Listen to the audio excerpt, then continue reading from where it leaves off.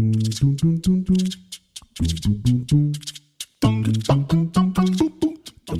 this project, you're going to need quilting cotton fabric, which is what I used for these. These are just fat quarters that I got at Joann's when they were on sale, like 99 cents for a fat quarter. So I picked up multiples of these. So you'll need your pattern, and then you'll need hair bands. These are just the normal thick. I like the thick ones. I don't like the skinny ones, but these are just the normal hair. The normal thick hair bands for your hairband. And so for your pattern, what I did, all I did was draw out kind of like a, I don't know, a shape that I liked. I kind of like that shape. Originally, when I drew out the shape, this is the first one that I made. I made it just like this. I kind of drew it out, and then I practiced it. But I found that when I tied it onto my hairband, one, this was too short, and two, it was too thick in the middle. So I ended up redrawing it, and I ended up taking the same shape, but I just curved it in here in the middle, and then I lengthened it as well. So this was my original. So this was my original pattern, and this is what I did. I took the same shape and I just curved out the sides to make it thinner in the middle, but then I also needed to lengthen it. So I cut it in the middle and I lengthened it. For my first time, I lengthened it 4 inches. So that's 4 inches right there. And then, which was this one. But I didn't like it. It was too long. So I took it and I tried 2 more times, and I shortened it into 3 inches, and I shortened it into 2 inches.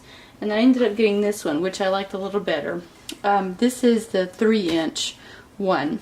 I haven't tried the 2-inch yet. We're going to do that one and see how it looks. But I like how it looks a little. It's not as floppy. It's not as loose as the pink ones. It's not as long. But I like how it looks better. So I'm assuming that the 2-inch one is going to look even better. So let's go get started on making those. You have your pattern. You've already drawn it out. You know how long you want it. The one that I have right here, from top to bottom, is 12.5 inches. So this is a 12.5 inch oval with just the middle trimmed out. It's kind of in a bone shape. But honestly, these shapes right here can be kind of any shape that you want. So what you're going to do, you're going to take your pattern and you're going to cut out 2 pieces, a front and a back, which I have here. So what you're going to do, once you have your pieces cut out, you're going to take them and you're going to put them right sides together and sew around the edges. So right sides together. Oops, not even doing that right. Right side to right side. Matching up your edges, pin it back up, and then sew around the edges. Now it would have been a lot simpler if I had my right sides together before I even cut it out. That would have made life a little easier, but I forgot to do that. So, pin it up.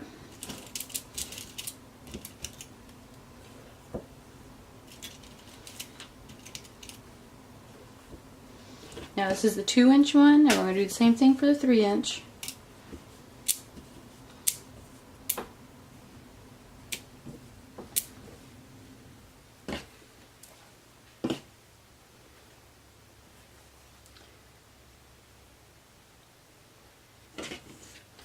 Okay, and this is something I wanted to show you as well. This is a personal peeve of mine. I really hate it. Normally I don't do this, but I did it on purpose this time. Craft videos that don't have their fabric iron drives me crazy. So make sure you have everything ironed flat before you cut it. And if you didn't iron it before you cut it, iron it after you cut it. Iron it all flat so there are no wrinkles, there are no little bits that pop up like right here, and everything will match properly and will look better if you iron. Always iron. Your stuff will look homemade if you do not iron. So I'm going to go iron this, and I'm going to sew around the edges, and I'll be back. Okay, you cannot see the stitching because I used white thread here to match the fabric because I don't want it to stand out. But all I did was sew a 1/4 inch around the edges of the pattern, and I left a hole here on the long side right here so it'll be easy to flip out. But before we flip anything out, the first thing we need to do is to trim around the curves. So what we're going to do, we're going to trim around the curves. So we're going to trim around here, here, here, here, here, and here. And maybe one or two right there in those curves.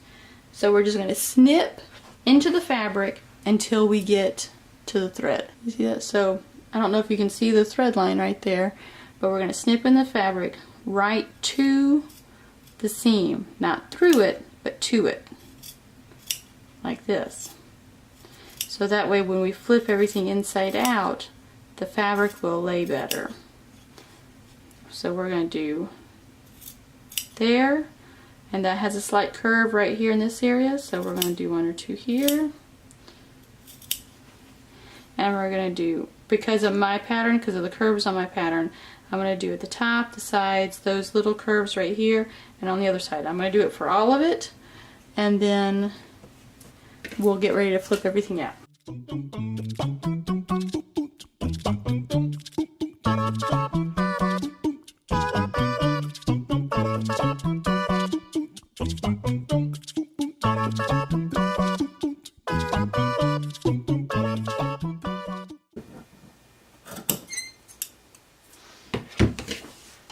Okay, now that we got that done, we're just going to flip it out and straighten everything out.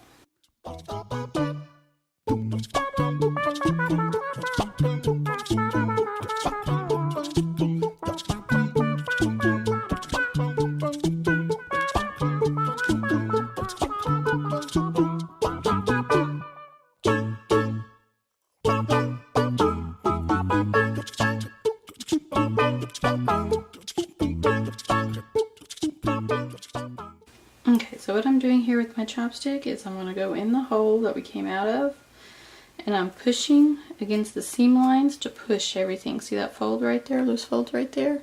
We're going to push them out. Pushing against the seam lines so that everything that's tucked in gets pushed out.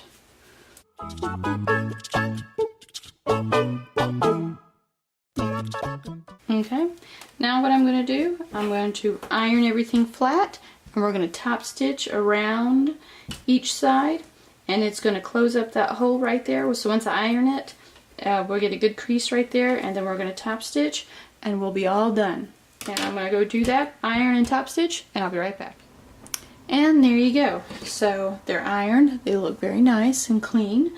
I top stitch in white around my hair ties, and now what we're going to do is we're going to open up our hair ties. Take one off, I'll take two off. So all you have to do is tie your hair tie. Pull it in and make a single tie. So I'm just going to fold that up right here like this. Make it like this.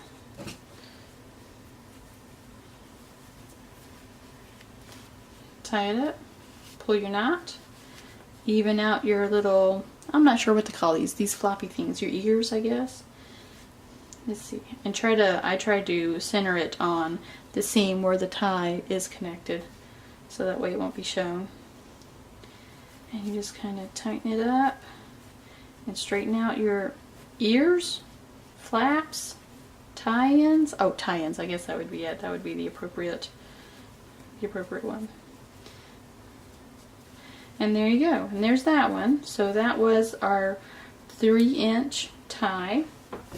And this is the 2-inch tie. So I'm curious as to see how this one, threads everywhere. See how this one's going to, so I'm going to fold that in half.